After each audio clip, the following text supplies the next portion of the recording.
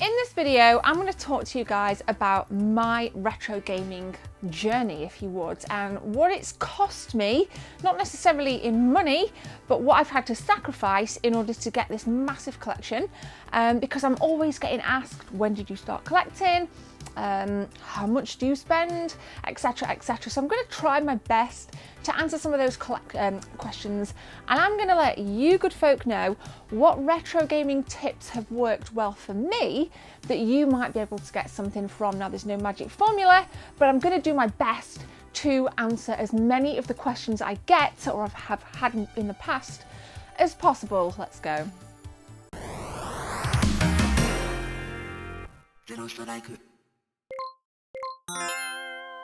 So, came back to YouTube, it was March 2014, and as you guys can see from the quality of this video and the nothingness of the background, I just literally had a Super Nintendo, and I knew right there and then that I wanted to build my collection again. I'm not going to go into me selling my old collection, we're starting from 2014. So back then I had this notion of I need quantity. I didn't necessarily need quality, but I needed quantity of games. I needed to build, get that first shelf. I needed to fill it up as quickly as possible, or that's what I really wanted to do.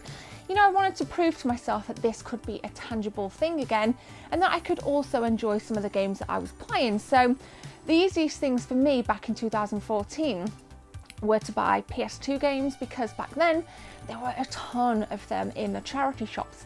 There's a few now, but there's nowhere near as many as there was back then, and they were good titles. You know, you could pick up a copy of all of the PS2 GTA variants and the high-end kind of Rockstar stuff for like £1. So it gave me a great opportunity to build the collection and almost kind of re-establish myself within the retro gaming community. And I like to think now I've kind of, hopefully I've done that. So that kind of went on, the kind of quantity over quality went on for about 18 months. And at that time, you know, charity shops were the main source of my retro games. Back then there was no Facebook Marketplace like there is now, which I'm going to talk about. So, you know, you've got to watch this video in the whole to get a grasp for what I'm saying. eBay was still the kind of stigma around eBay, a thing, you know, too expensive, this, that and the other. But what it enabled me to do being on YouTube were to kind of open up lines of communication for trades. I found a lot, as the charity shops stock started to demise, I found and got in touch with a lot of retro gaming shops, and I started to go to them a lot more, which is something I didn't really do a lot of before, you know, kind of visit retro game shops, because there wasn't, and there still isn't, a massive amount around my area of the country, which is the East Midlands, you know, kind of Derbyshire. It's a massive county. But I made a lot of contacts, and again, I started to trade a lot of stuff. So the stuff that I'd amassed, PS2 wise, you know, back then you could pick a console up for £10, a PS2 console. So I think at one point I had maybe like 2 or 3 consoles, like PS2s, and then I kind of utilised that to trade in for things that I didn't necessarily have. So back then it was definitely quantity over quality. After I'd kind of moved in, you know, like I did that, I got my full shelf. And you know, if you've been with this channel a long time, I mean, the quality of old videos is shockingly bad. It's terrible stuff. But you'll see in some of the screenshots that I put up that, you know, the kind of backdrop was there. This actually used to be my bedroom, and it's a bloody big room, but now it is a dedicated games room, and we have the smaller bedroom.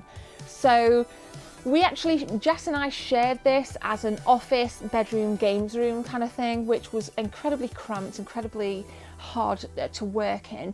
And then she ended up taking over the living room, so we have no living room. Her office is in the living room, we have that bedroom, and this is kind of my games room. So then I had more space to play with, and I think for you, as we all know, space is lacking for us all.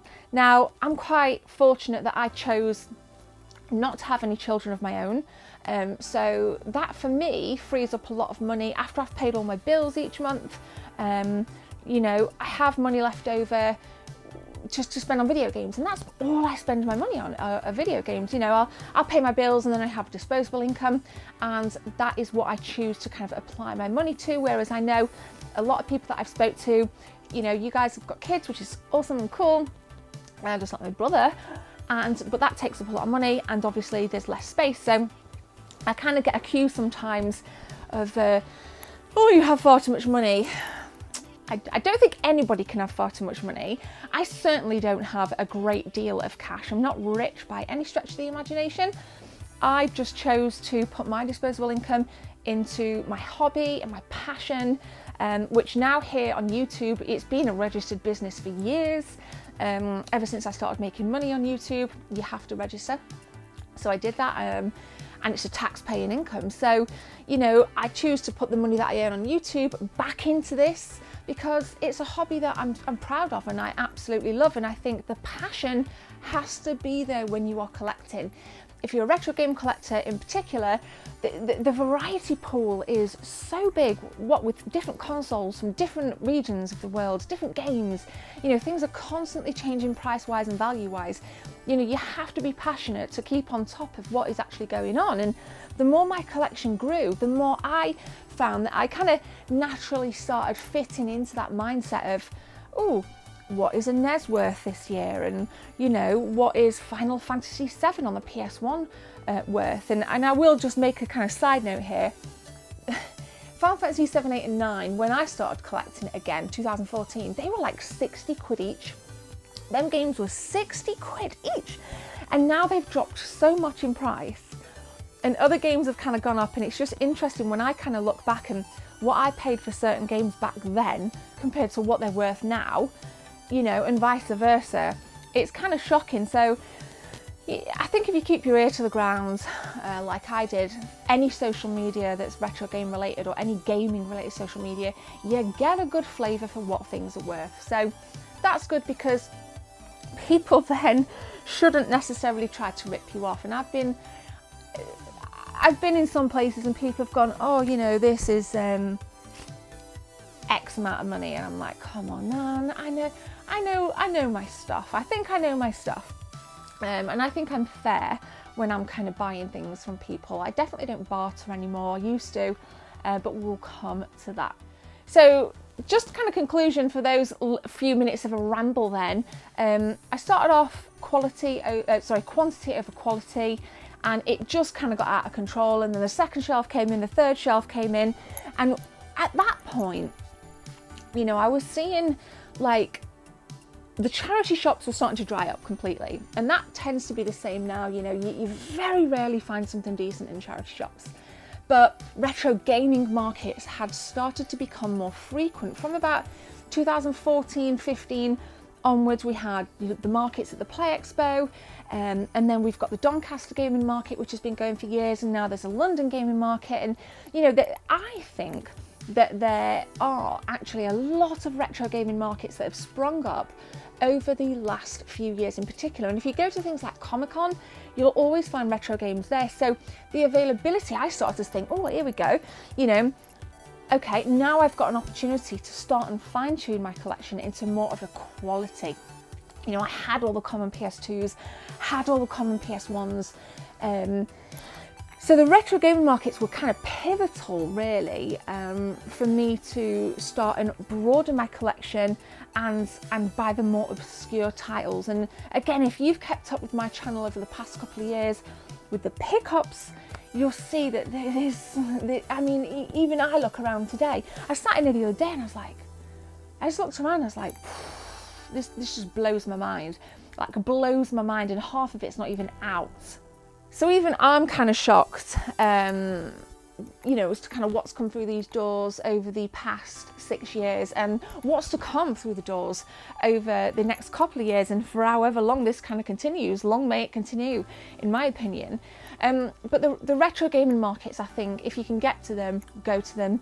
Don't be afraid to travel. You know, I've travelled 2-3 hours to certain markets. Doncaster for me is only about a 50-minute drive, so that's on twice a year now. And then we've got one in Nottingham from Replay Events. You know, obviously everything's on hold at the minute because of the you know, the pandemic, but when things clear up again, I do my best to get to as many of those as possible because I love it, and I can film and I can share it with you. And again, I've met a lot of good people, a lot of friends, a lot of shop owners that, you know, I help them, they help me, and it's just a fantastic relationship, and I really, really value that. I really enjoy it. I'm not in it for money. I'm in it because I fucking love it. I love it so much, and there's nothing better than a feeling to me is finding a game that you've wanted for so long, or a console that you've wanted for so long, and you get it, and I just feel like so much pride and so much joy, and I'll continue to do it for as long as I enjoy it. So get yourself to the retro gaming markets. And also, one thing that I've found really, really useful, maybe for, you know, the past 3 years of collecting in particular, Facebook Marketplace. If you don't go to gaming markets, right, and you've got no retro gaming shops within your vicinity or that are accessible, I would completely advise you to look on Facebook Marketplace. Shpock is a good app. Gumtree, Preloved, all these apps you can download on iOS and Android, so you can literally find, like, I'll sit, if I'm not editing or I'm not at work, I'll do a lot of kind of scouring, looking on those apps, looking at the kind of current trends, and, you know, buying a lot of my stuff actually from Facebook Marketplace, especially Facebook Marketplace. You must not overlook that. And sometimes there are people on there asking for ridiculous things, like I will sometimes screenshot things, I'll kind of take people's names out and put it on the Gebs24 Facebook group, and we'll have a debate about how much I like. Sometimes people just, if you're ever unsure, just tweet me. Just, if you want to tweet me and ask me, is this a good deal? And I get this a lot. I get this a lot on Messenger on my Gebs24 Facebook. Is this good value? And I'm happy to say yes or no. And if not, I'm like, no. I mean, I had a guy message me the other day with a copy of Shenmue with a price and said, is this a good price? And I'm like, no, it's not. Maybe that would have been a great, that particular price was a great price 4 years ago, but not now. So, you know, if I can help in any way, I'm willing to do that, because I know the value of what the help I had, and people went, you know, oh, I can sell you this for this price, or can give you this contact. So if you want to build a collection, don't neglect the community around you, whether that's the selling community or whether it's my community or the Twitter community or wherever social media you feel the most comfortable on. You know, get involved, get talking, and because that, I feel, it is one of the best aspects of it, is meeting people and just chatting and exchanging information and giving people tip-offs as well. So I've really enjoyed that aspect of it, and I'm always going to continue to do that. So, you know, like I said, that collecting for me is rewarding, it's fun. Prices and values of things are changing all the time. You can still get big bundles at good prices. And I put out a video at the back end of last year, and I bought a beautiful NTSC Super Nintendo collection. I think I only paid, was it I don't remember how much I paid. It was only for 400, was it for 350, something? I don't know, I don't remember. But it was a really good bargain, and I got some fantastic games that I have played and I value and I cherish. And so, and again, that came through, I saw it on Facebook Marketplace, and it was also on eBay. And because I knew the guy, I worked it out, I'd bought from him before, I recognised his business location, cross-referenced it with a website that he owns, and I tracked him down and it was his. And again, that's the value of making contacts. From a picture on Facebook Marketplace, I knew exactly who it belonged to, and I reached out to him on a separate platform, and I was like, yo, is this yours? Because if it is, I want to buy it. So yeah, and you know, don't expect anything. Don't expect anything for free. Don't expect retro game stores to always give a discount. If they want to, they will. And 9 times out of 10, people will do that for you if you're willing to kind of go in and buy. Because that's how good That's how good the community is. But don't expect it, because you're just going to be in slippery territory, just, you know, right there. So I think for you, you need to establish if you want a quality collection or if you want, I don't know, one with quantity, or if you want both. And there's this old kind of saying is, you know, don't collect for value. I think for me personally, can't speak for anyone else, I do collect for value. I collect for value, like this Virtual Boy, that Donkey Kong crate. Between the two, they were £300 each. That's 600 quid I paid in one go for those just 2 items. But they're high value, but they're enjoyable to me as well. So you need to figure out your expectations as a collector. My expectations are I want high value, I want everything. I have a bit of an eclectic, a little bit of everything in my collection. High value, low value, common stuff, uncommon stuff, you know, signed stuff, unsigned stuff. Like this copy of Super Hang-On here is signed. I met Yu Suzuki down at Gamescom. He signed this for me. He also signed my Retro Gamer magazine with Rio on as well. In fact, I also have the Shenmue 3 bandage here as well, which is pretty cool. I got one of those signed for my friend, but you know, that to me is a high value item.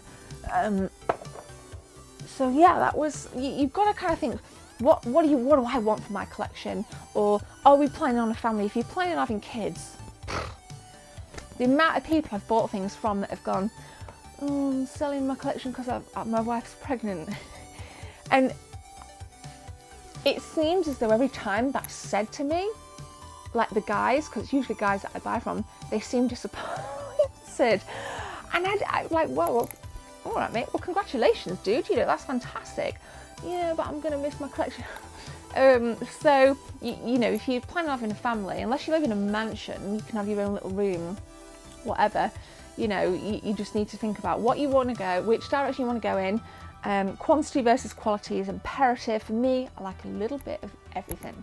So in 2020, we're here today, and as I record this, I've just ordered something which is a holy grail item. So I'm going to put a bit of a tease out now. It's my birthday soon, and I thought I'm going to do this for my birthday. And Jess put £100 towards it, so I've ordered it. I'm not going to tell you what it is, but you're going to have to stay tuned to the channel. You're going to have to hit that subscribe button, and you're going to have to stay tuned, and you're going to have to come on the journey with me and continue to explore the wonderful world of retro games and gaming as we trudge on through this very tricky time in life. When everything does lift, you can expect the £5 game challenges again, because you don't need to spend a fortune to build a good retro game collection.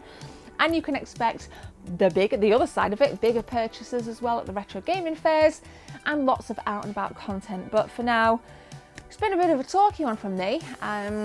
Just let me know some of your thoughts in the comment section below. I do read everything, and if you want to tweet at me, #Team24 if you want to get in touch with me on Twitter, because there's just too many tweets that get buried otherwise. So #Team24.